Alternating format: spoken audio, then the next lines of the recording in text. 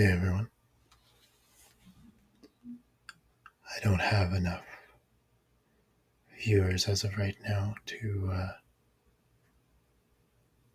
for anyone to have suggested any topics. So I figured the next Wikipedia article we look at is on Mesopotamia. As this is, aside from covering prehistory, this is usually where most world history survey courses would probably start, at least at a high school level. So we'll start here on our little journey through history. And please, if you're out there, suggest future topics I can cover on this channel. So I will alternate between soft spoken and whispering again today. So let's get started. Mesopotamia is a historical region of Western Asia situated within the Tigris-Euphrates river system in the northern part of the Fertile Crescent. Today, Mesopotamia occupies modern Iraq. In the broader sense, the historical region included present-day Iraq and parts of present-day Iran, Kuwait, Syria, and Turkey. I'll open up a map here showing the extent of Mesopotamia. Here we go.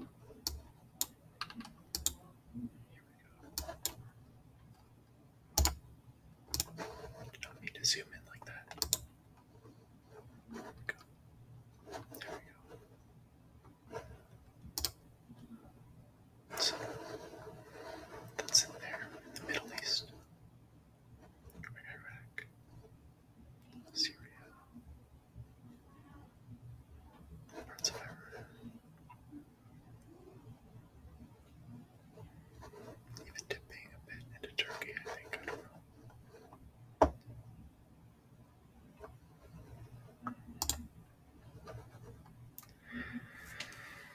The Sumerians and Akkadians, including Assyrians and Babylonians, originating from different areas in present-day Iraq, dominated Mesopotamia from the beginning of written history, which is circa 3100 BC, to the fall of Babylon in 539 BC, when it was conquered by the Achaemenid Empire.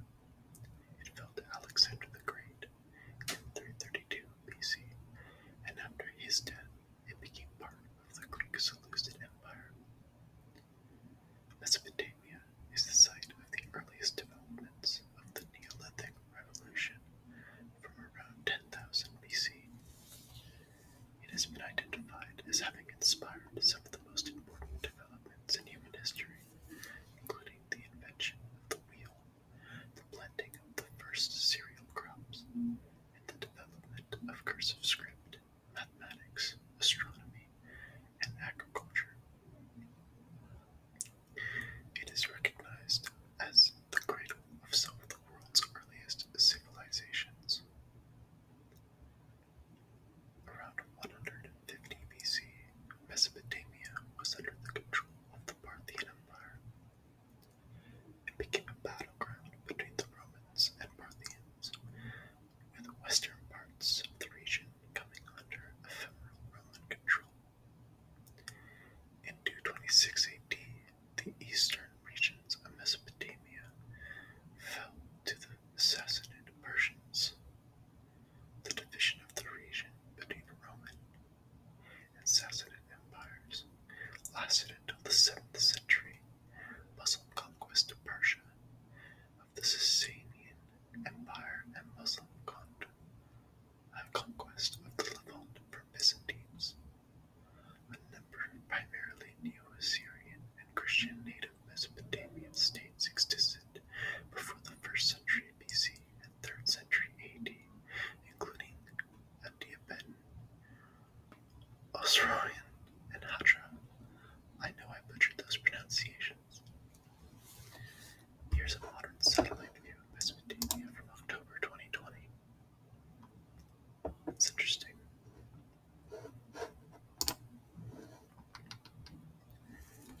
Etymology. The regional toponym Mesopotamia,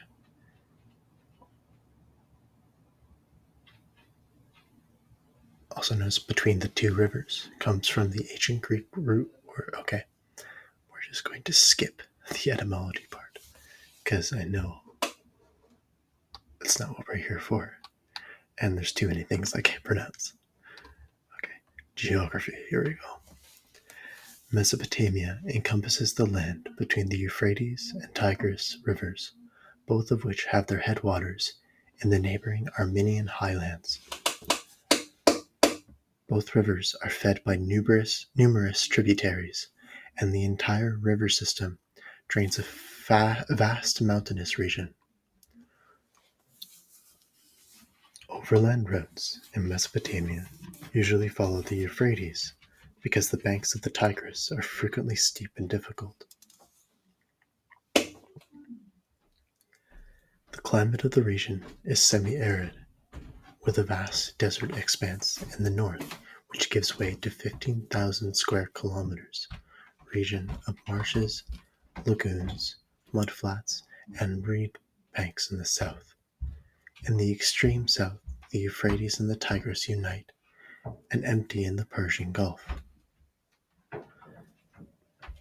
The arid environment ranges from the northern areas of rain-fed agriculture to the south, where irrigation of agriculture is essential if a surplus energy returned on energy invested is to be obtained. The irrigation is aided by a high water table and by melting snows from the high peaks of the northern Zagros Mountains and from the Armenian highlands, the source of the Tigris and Euphrates River that give the region its name. The usefulness of irrigation depends upon the ability to mobilize sufficient labor for the construction and maintenance of canals, and this, from the earliest period, has assisted the development of urban settlements and centralized systems of political authority.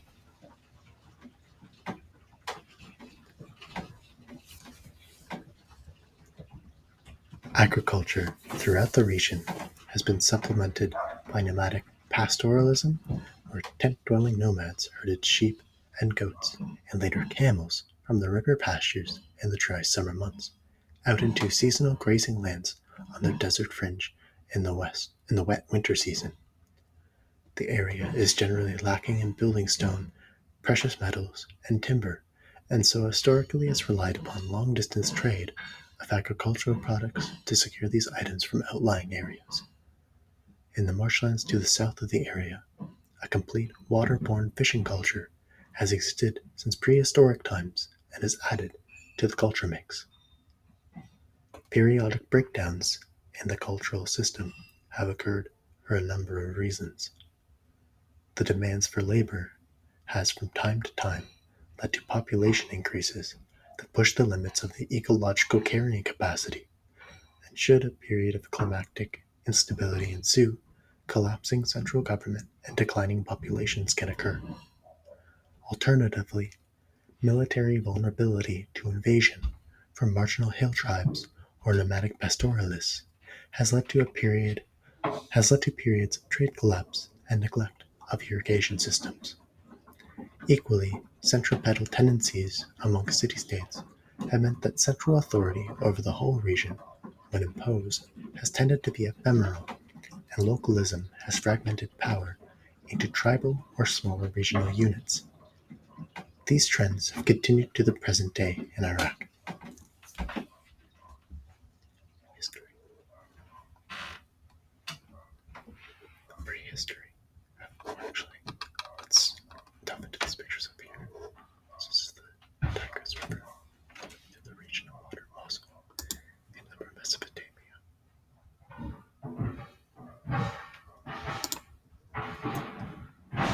This is the Mesopotamian marshes at night in southern Iraq. Very beautiful image.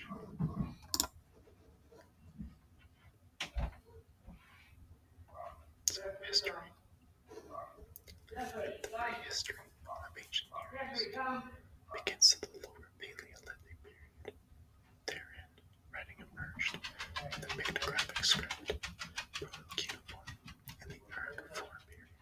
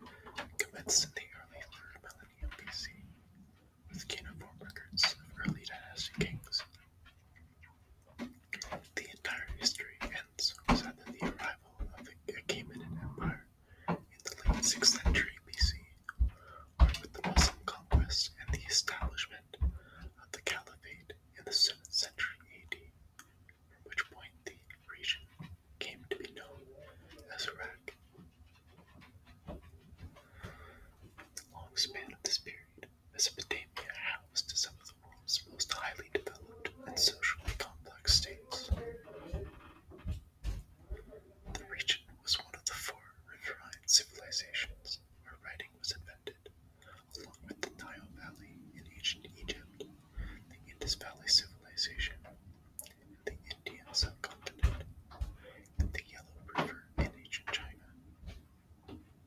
Mesopotamia housed historically important cities such as Uruk, Nippur, Nineveh, Assur, and Babylon, as well as major territorial states such as the city of Eridu, the Akkadian kingdoms, the third dynasty of Ur, and the various Assyrian empires.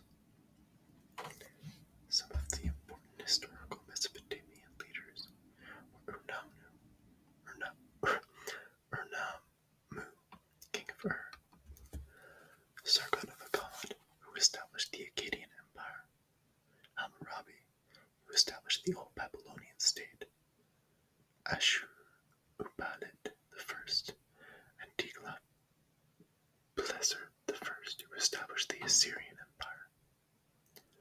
Scientists analyzed DNA from the 8,000-year-old remains of early farmers found in an ancient graveyard in Germany. They compared the genetic signatures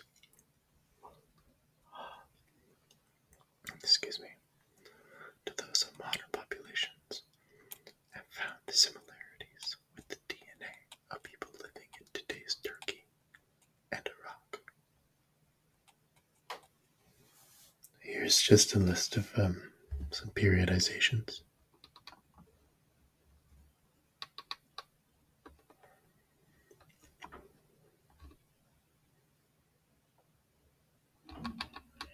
As a language and writing. I think this will be the last section we do for today, for this video. The earliest language written in Mesopotamia was Sumerian, an agglutinative language, isolated. Along with Sumerian, Semitic languages were also spoken in early Mesopotamia.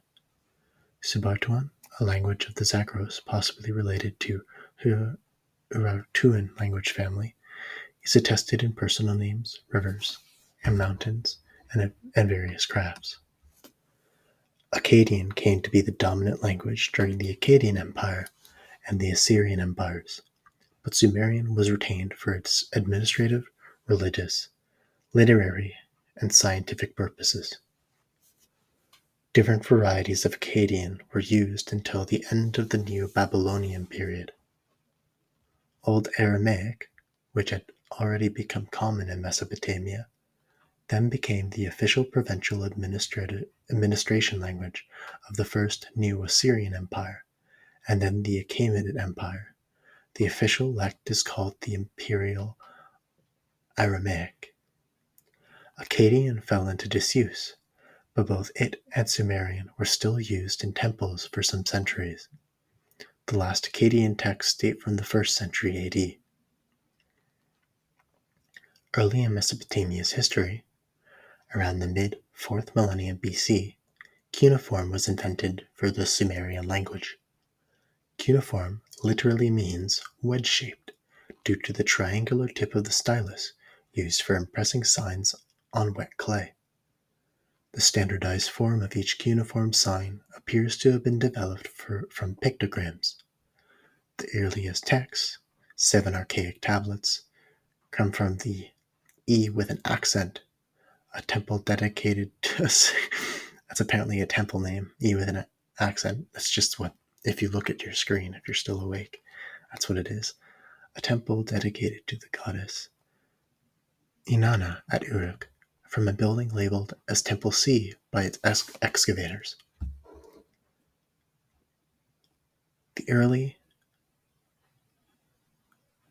It's either iographic or lonographic system of cuneiform script took many years to master. Thus, only a limited number of individuals were hired as scribes to be trained in its use. It was not until the widespread use of a syllabic script was adopted under Sargon's rule that significant portions of the Mesopotamian population became literate. Massive archives of texts were recovered from the archaeological contexts of the old Babylonian scribal schools, through which literacy was disseminated. Akkadian gradually replaced Sumerian as the spoken language of Mesopotamia, somewhere around the turn of the 3rd and 2nd millennium BC, the exact date being a matter of debate, as with much of ancient history. But Sumerian continued to be used as a sacred, ceremonial, literary, and scientific language in Mesopotamia until the 1st century AD. I've noticed Wikipedia enjoys using AD and BC. I myself, and most historians today,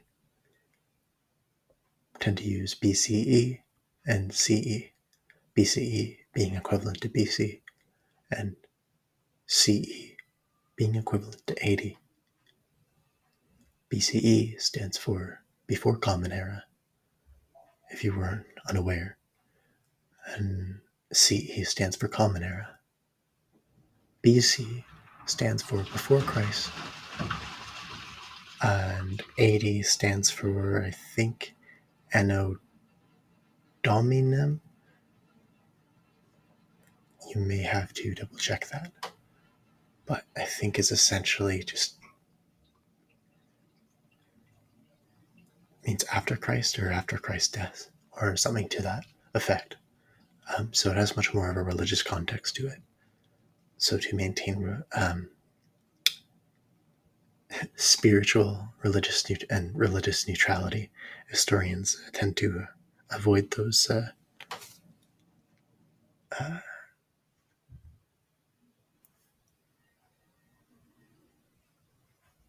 abbreviations now. Literature. Libraries were extant in towns and temples during the Babylonian Empire. An old Sumerian proverb averred that he who would excel in the school of the scribes must rise with the dawn. Women, as well as men, learned to read and write, and for the Semitic Babylonians, this involved knowledge of the extinct Sumerian language and a complicated and extensive syllabary. A considerable amount of Babylonian literature was translated from Sumerian originals, and the language of religion and law long continued to be the old agglutinative language of Sumer. Vocabularies, grammars, and interlinear translations were compiled for the use of students, as well as commentaries on the older texts and explanations of obscure words and phrases. The characters of the syllabary were all arranged and named, and elaborate lists were drawn up. Many Babylonian literary works are still studied today. One of the most famous of these was the Epic of Gilgamesh, in 12 books, translated from the original Sumerian by a certain Sin-Iaki Nini, and arranged upon an astronomical principle. Each division contains the story of a single adventure and the career of Gilgamesh. The whole story is a composite product, although it is probable that some of the stories are artificially attached